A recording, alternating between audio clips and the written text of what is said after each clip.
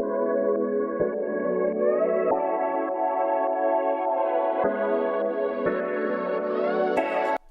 damn.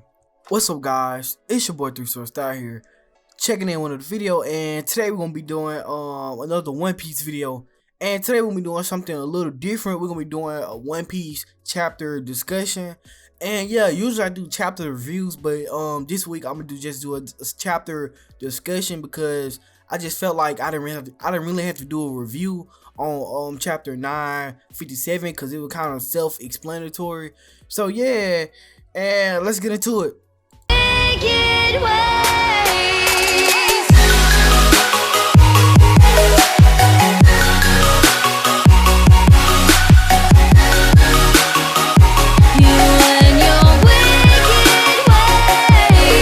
Alright, damn. First thing first is the cover page, and the cover page, it was for it was kind of like a promotion for something that's going on in Japan. And yeah, and I like the cover art. That's why I'm even talking about the cover page, because I like the little duck or whatever you want to call it, a goose, whatever. And it got like a ship attached to it, and it's like pulling the Sky Heads through the water. I don't know why, but I thought that was cool.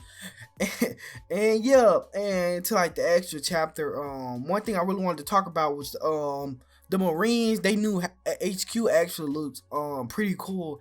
It looks better than the other one, and it looks like a little small village that's like, and that'd be kind of cool that it had like a little village for like Marines and their family want to stay there with them or something like that. And yeah, I just thought it was cool to see that. And yeah, and then to like the real chapter or whatever you want to call it. But yeah, and I got one good thing I wanted to talk about was like Akainu, and Akainu kind of disagreed with Fujitora when it came to the Shishibagai system.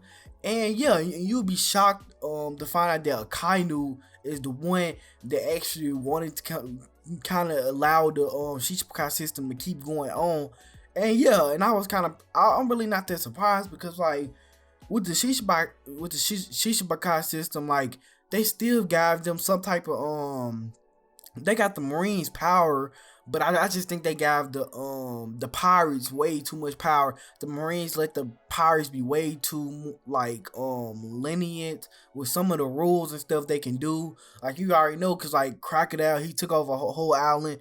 Doflamingo practically took over a whole island too. So it's like certain things, and then the bad thing is that them islands was associated with the government. Like I get if they went to a random island that wasn't associated with the government, but they actually went to an island that was. So that's why I kind of think like the Shishibakai system was already kind of, I think like it was a good system. They just gave the warlords way too much power that they didn't really have to give them.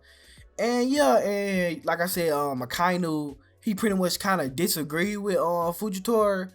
And yeah, and like I don't know how like to put it, but like Akainu, I'm pretty sure like Akainu, he knew the system was right, cause like with the Shishibakai system, they had pirates. The pirates didn't come and try to attack the Marines and try to just being daring and attacking the Marines, cause like if you attack the Marines, then that means you'll make a Shishibakai mad, and cause they're associated with the Marines. But now the Marines, like they ships and stuff, is free game like for anybody who ever want to attack them.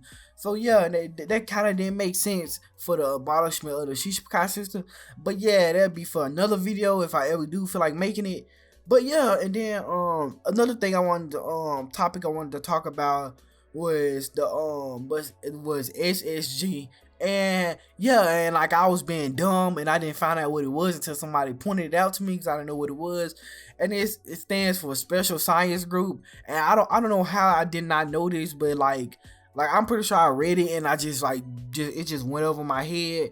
And yeah, and this pretty much is this project is pretty much ran by Vegapunk and the Marines. And yeah, and the point of it was to replace the Shishibakai system. So I don't know what he did, cause like Vegapunk, like it depends, cause Vegapunk, you already know he's like the smartest man on earth, so he can come up with like thousands of things to do to replace the Shishibakai system. But like but like I don't know what they gonna use, cause like I get if they use some type of deadly weapon that can kill people easily, but that wouldn't be plausible, because then like that wouldn't help you with the thing that the Shichibukai system, it wasn't helping the Marines to the point where it's like they was protecting the Marines. It was more of the Marines having more respect towards the pirates. I mean, the pirates having more respect towards the Marines. That was the point of the Shichibukai system, so the Marines can actually be respected. But now, like, I get if Vegapunk created some type of clones and stuff, and I know somebody had like brought this up to me, and they said, what if Vegapunk created like a bunch of clones of all the Shichibukai already? Like, just imagine Doflamingo clone, and it probably got like some type of fake devil fruit. There's a screen devil fruit just like Doflamingo, and that'd be cool to see that. And like that'd be cool to see, like, if Vegapunk created some clones. But if Vegapunk created the I forgot the name of it, the Kuma robots, I can't remember the name right now. But yeah, and like if Kuma decide, I mean if Vegapunk decide to make some more of them, I can see them being effective in battle, but it's still not giving you what the Shichibukai gave you. Shichibukai gave you, it was respect among the pirates and the Marines. I mean, some pirates knew not to attack the Marines because the Shichibukai had respect for them. So obviously some type of Marines, I mean some type of pirates would be like, okay, since they send their ally with them and stuff, then I try to kind of low key not do anything and just, stay away from the Marines. But if they attack me, I'm gonna attack them. But yeah, and I still don't know how they gonna replace the Shichibukai system. And yeah, and to the next topic, and the biggest topic of probably this whole entire chapter, and it was Rocks. And yeah, and Rocks, the whole entire crew. And yeah, and I really don't have too much to say on Rocks, to be honest with you, because like I knew Rocks was a powerful crew, because it's just like, just imagine a crew with like every Yonko. Like I'm pretty sure that's how it was. And yeah, and like obviously you already know the Rocks had Kaido, Big Ma, cause like in the picture you can see Shiki in the background, so obviously they had Shiki with them. They had Whitebeard. They pretty much had every pirate that was famous at one point that's at the top tier. And yeah, and that was pretty cool to see them. And yeah, and like obviously Son Goku was describing the Rocks pirates to us, and he was telling us how dangerous the crew was. And I can see the crew being dangerous, but I kind of think they over exaggerated, cause you already know how Marines do it. Usually when they talking about certain pirates, they over exaggerate their abilities and feats and stuff. But yeah, I'm pretty sure you can't like over exaggerate this crew, obviously, cause it legit has it has 3 Yonkos that was a part of this crew, and they was working together at the same exact time on the same crew. So yeah, obviously this crew is powerful. But yeah, and it just seemed the way Son Goku like the way he described it was kind of like, okay, it's kind of weird. But yeah, and then he did give us some of like Son Goku gave us some of the names of the people on the crew, and like some of these names I did not know at all. So I don't know if these characters gonna play some type of part in the future or what, or they already was in the story and I just can't remember it. But yeah, and like with the Rocks, man, I really don't have too much to say about the Rocks, because the Rocks crew is self-explanatory. It's just a powerful crew with a bunch of Yonko on there. And yeah, and then the next topic I wanted to talk about was the Beehive Island. And that island right there is obviously being owned by Whitebeard. I mean, not Whitebeard, but Blackbeard right now. His crew is practically over the island and making, just being in control of the island. And the Beehive is the paradise of pirates. And yeah, and then like the Beehive, like the island, it was always an interesting island, because like to see the Marines actually get a pirates their own island, it was kind of crazy. But like I'm pretty sure like they had like the Beehive Island had some type of backing that was a part of it, and that's why the Marines never really attacked them. And then it's just way too many pirates on there, so they probably be prepared to fight the Marines at any time. And yeah, and with the Beehive, it obviously played like a big role in the history, because obviously that's where that's where I don't, my fault y'all for messing up, but obviously it plays a big part in the history books of the One Piece story, obviously, because it's just like an island where all them powerful pirates been, and yeah, and it's just cool to see there, and cool to see that, and yeah, and then another island that I wanted to talk about is God Valley, and yeah, and this is more of an interesting island. Cause the island has historical importance, because this is where Garp made a name for himself in the military, and this pretty much is where the Rocks crew, they never say that they actually got defeated and split up, but it kind of was implied that they kind of split up after this battle, after Garp and Roger was able to beat them, and yeah, and obviously this like I said, this island is important to history. And yeah, and then the Marines obviously wiped it off the face of the earth, because I mean the government, they wiped this island off the face of the day. They didn't actually they didn't call in no buster call or nothing like that. They just, if you look on any map that's in any islands that's associated with the world government, you're not gonna see God Valley on there. You're not gonna see it. So I think God Valley is just something the military always wanted to keep a secret, because the Rocks powers were so powerful, where the Marines and the government was pretty much useless to this group, because they really couldn't do nothing. They couldn't do nothing to them, because they was way too powerful. And yeah, and that's obviously had to get pirates to help them, and I'm pretty sure the government is kind of too stuck up, and I'm pretty sure they wouldn't be able to admit to having to have help from Roger, the king. I mean, I keep messing up his name, the king of the pirates, and that'll be kind of shameful, because the king of the pirates was your biggest enemy, but he's also your biggest ally when it came to actually helping you. And yeah, and that's all I got to say about that part. And then we got obviously another big thing that happened in the chapter. We got Garp and Roger, and we can see how Garp made a name for himself. And yeah, they didn't want to give us the details on the fight, but just imagine how strong Roger and Garp have to be able to go up against Big Mom. They legit went up against 4 Yonkos by themselves, and yeah, and they obviously had to be some type of powerful, really powerful, cause just imagine going up against Whitebeard and Big Mom at the same time. And yeah, and I kind of think obviously I'm pretty sure Garbnam just didn't win off pure strength. I'm pretty sure when Garp, just imagine Garp was fighting Kaido and Big Mom, and then he started fighting them, and then Big Mom and Kaido attacked him at the same time, and Kaido and Big Mom, they started to argue, and I'm pretty sure Garp is smart enough to use that against them. And yeah, I'm pretty sure Roger is too. So I'm pretty sure I had to go some type of thinking in this battle. I'm pretty sure they just didn't do it out of pure strength, where they end up beating 4 Yonko. And yeah, and it's just pretty cool to see that.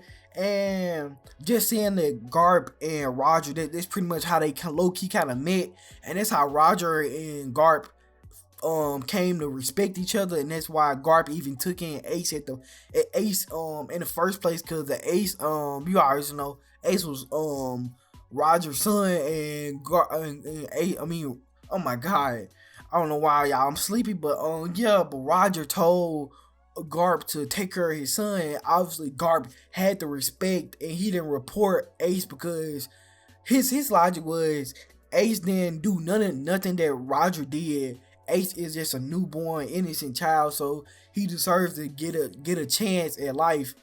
And yeah, and yeah, and it was kind of cool to see that how Garp and Roger met, because I knew they had respect for each other, but I never knew why, and yeah, obviously that proves some people wrong, because I know a lot of people that thought that Roger was actually weak and Rayleigh was doing all the heavy lifting.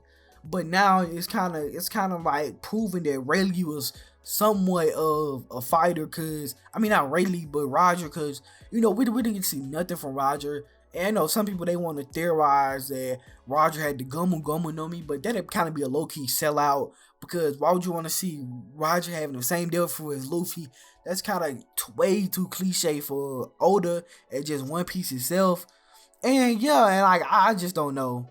And and yeah, but like it was good though. Just like this chapter was pretty good. And then I want to talk about like three more things, because this chapter gonna be 20 minutes plus. I'm sorry, but yeah, and I want to talk about the Rock's leader. Now this like pretty much like the only thing that kind of interested me about the whole entire Rock's crew was the Rock's leader himself. Just to be able to command them, like to command like 4 different Yonkos, and plus get their respect to the point where you're their captain. That like, you have to be really powerful. And yeah, and then we've seen like a little picture of him. He kind of looked like Shiki with he looked kind of like Shiki, but Shiki with his hair going up, or like a Super Saiyan. That's kind of how he looked to me. But yeah, and like I like just imagine what type of power you supposed to have, or just say like, okay, just say like he wasn't even that powerful, but since he got the D in his name, that it's to the point where he can like just have that type of influence like Luffy. Luffy not that powerful, but Luffy still gained the respect of people that was way stronger than him. Like Luffy got the respect of Katakuri, and we know Katakuri is way stronger than Luffy. Even in this time in the story, I think Katakuri probably can beat Luffy. And yeah, and I ain't finna argue with y'all about that. But yeah, and it's just like Luffy just earning the respect of different people like Rayleigh. We know Rayleigh is leagues above Luffy, but still like he earned the respect of him, not by showing him his strength, but by showing him his will, the will of D. And yeah, and that probably was like a big major in it, and he probably be like the strongest person on the crew, but his will itself makes you want to follow him. And yeah, and then the last thing but not least is the Bounties. Obviously the Yonko Bounties. And yeah, and I know most people they was hyped about it, but I wasn't really that hyped, because the Bounties, I kind of predicted that they were gonna be like this more, cause like I swear, like if you go cause I remember I was having a conversation with one of my friends. I legit said Whitebeard's bounty was gonna be like 5 billion berries. I legit said that, and it's like right there at 5 billion berries. So the Bounties, like I said, they was they wasn't disappointing. Now they wasn't disappointing at all. It didn't really shock me, because all the guy was a reasonable number. Now if he put like Roger Bounty at 100 billion berries, and put like Whitebeard's like at 90 billion berries or something like this, some crazy number, then I'd be like, oh my god, I didn't expect it. But Oda went with the latter, and he just decided to go with a reasonable bounty that actually makes sense. And yeah, obviously Blackbeard has the smallest bounty of them all, and that's because he just became a Yonko like not even 2 years ago. So yeah, and clearly Shanks has the lowest bounty of all Yonko. And yeah, and it's kind of like it kind of fits Shanks' character, because Shanks is not the type of character, like he's not like Kid, where to the point where he'll harass civilians and just cause trouble for no reason. And I'm pretty sure he just want to attack the Marines just to be attacking the Marines. And yeah, his obviously his bounty at 4 billion berries, and yeah, and that's kind of fitting for him, in my opinion. And then we got Big Ma, and Big Ma was at 4.3 billion berries. And yeah, and like I said, it was kind of self-explanatory. It's kind of like, okay, yeah, I kind of get it. It was, I predicted it. And then Kaido's his obviously 4.6 billion berries. I was like, okay, they didn't surprise me. And then people keep making this argument that Shanks is the weakest because he has the lowest bounty, and I kind of don't get that, because Shanks, like with Shanks, like he's you know he's not an aggressive person, and you can clearly tell that by his crew. His crew only got like under 20 members, and most other people crews have like over 100 people. Like Big Ma crew, her crew easily got over 100 people. She got like 80 kids. Like you can clearly tell that like most of the your crews pretty much described your personality. Like Kaido, he has like he only likes one types of devil fruit, and that's Zoans, and that kind of describes Kaido's personality. And yeah, and then we got Whitebeards. He was at 5 billion berries, and like I said, I wasn't surprised. And then we always got the Pirate King himself, Goldie Roger.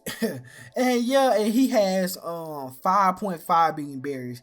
I kind of would have liked his bounty to be a little bit higher since he was the Pirate King, but it's kind of reasonable because like I'm pretty sure like the only reason why the government is not offering like a crazy amount of money is because like why would you offer that much money anyway? It doesn't make sense because like for like it doesn't make sense in a bunch of different ways. Like economically, it doesn't make sense to give out no 100 billion berries for one pirate, even though he is the Pirate King. It still doesn't make sense. Like just like you was a wanted criminal out there, the government is not finna put like no $10 million thing on his like bounty on his head. They not finna do that because it's not worth it. And that's why most of the time they only give you like a few thousands, because it's just not economically smart or right in any sense. And yeah, and it's like a bunch of different ways. I mean things that's why like the government didn't put it high. Obviously the government put it high because they probably knew like nobody could defeat him, and if somebody did defeat him, it probably gonna be the Yonko, or it was probably gonna be one of the Marines themselves. It wasn't gonna be no bounty hunter. And that's one of my biggest complaints from Oda is you got to introduce some strong bounty hunters, because bounty hunters, they've been getting disrespected. The strongest bounty hunter right now is probably Zoro, and Zoro not even a hero, he's a former bounty hunter. So yeah, it's kind of like okay. And yeah, and one more thing is like I'm excited to see 102. And yeah, and I know this video is finna be like over 20 minutes long, so I'm finna go on like this intro. And you already know, it's your boy 3 Style. Leave a like, leave a comment, tell me something about the chapter, or if you just want to say something to me, you know, I already know, go down there and comment it, I answer to it. And yeah, you already know it's your boy 3 Style, and I'm out. To the tune, till I'm dead. Don't want room, I might go, but I don't want French. To the tune, till I'm dead. Don't want room, I might go, but I don't want French. You was acting like you don't remember me, keep the same